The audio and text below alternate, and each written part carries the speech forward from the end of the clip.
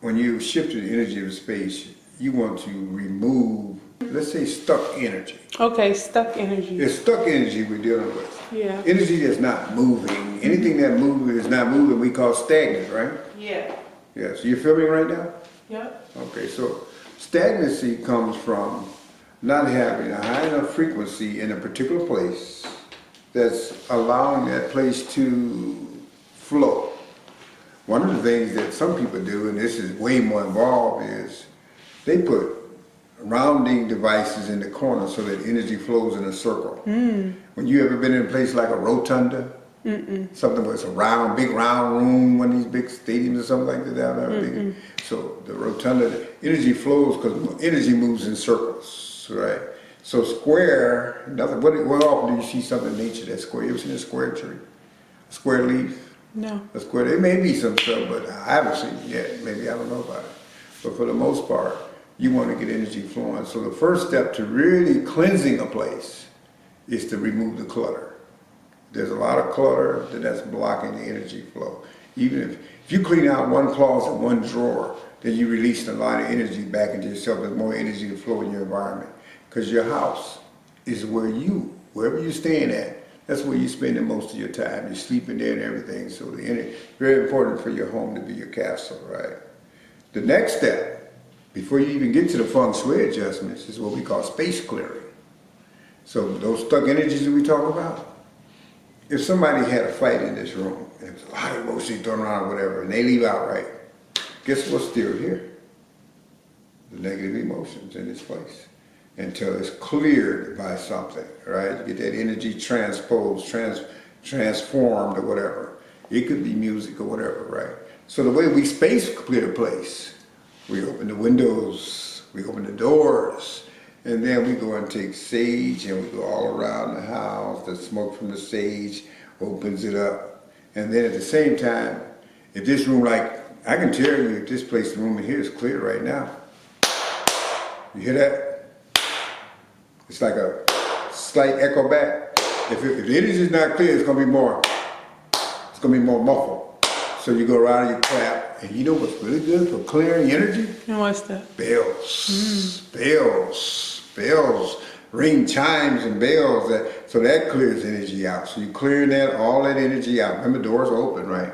And you're moving it out, and you go and you talk to the walls, you talk to the house, because the house, everything that's alive, everything that's natural has consciousness, and especially your house. So the home is not only your castle, but you're creating positive place for positive spirits to be there, including your own positive spirit.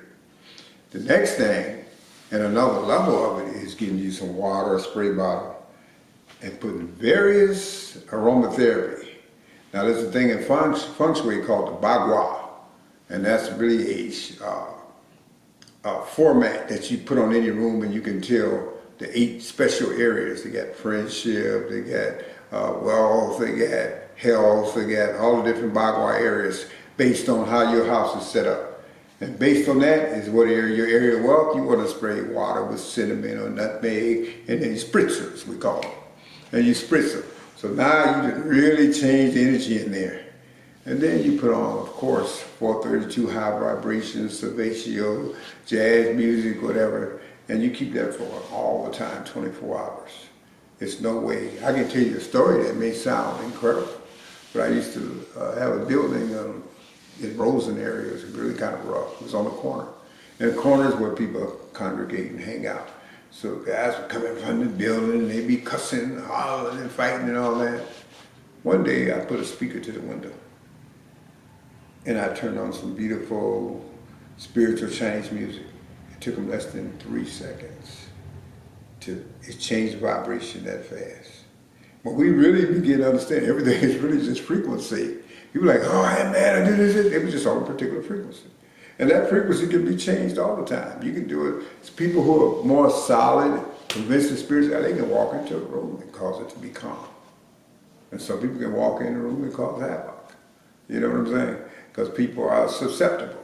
But you just I put that music in one. After a while, I learned to just do it with mine. I would meditate. They'd be out there and watch, and they just disperse. There's really nothing happening outside of our own. Have you ever heard the quantum physics concept that nothing can hurt you, it's only your reaction to it. And everything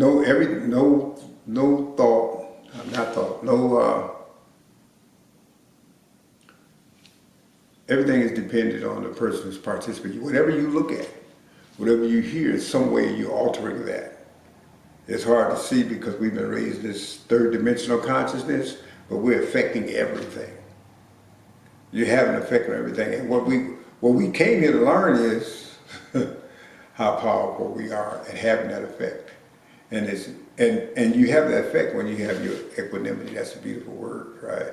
When you have that, you have your peace of mind, and you don't let stuff push you here, push you there, push you there. You're doing the pushing, but by elevating and extending that out, so you immediately change it, right?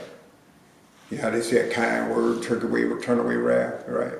But it's just being in that state of love. In essence, it's just love. It's an actual physics principle. It's not just the emotional, I love you, I love you. It's an actual principle of which all life, an animal can feel it. A wild animal out there can feel your love and respond to it. And they do. We've just been, especially most of us in the urban area, we've been cityfied, where we're not really stepping and appreciating and tapping to nature enough. We don't talk to the plants and the animals enough. We don't realize that you can talk to any animal just through pictures. I get you. You don't even have to say that. You just send pictures and they can send a vibration. The animals around your house know more about you than you know about them. Interesting. So in terms of the place, we talk about music, we talk about spirituals, we talk about doing space clearing, we talk about getting rid of the clutter. Then, and none of that is the feng shui yet. Now feng shui goes into a lot of stuff, the way, like there's some principles of feng shui that are just basic. Your front door area should be clear of clutter. That's your door to the world. Your windows should be clean so that your outlook to the world is such and such. You shouldn't have sharp objects and sharp tables that cutting energies in there that is like even though you may not run into it, like some people live at a cul-de-sac is. Mm-hmm. Some people live at a cul-de-sac, which is not good in most cases if you got a street. So all the time cars come down the street aimed at their house. Even though they'll not ever hit that energy is always aimed at the house. So here we just build stuff any kind of way, but over the world architects they know these principles. And they know that why would you do that? Build a house with a highway coming to right at the door all the time, and there's a house over by 83rd Street. That house has been hit 5 times. Mm. People have run into that house, same house 5 times. I get it. Right. Okay, cool.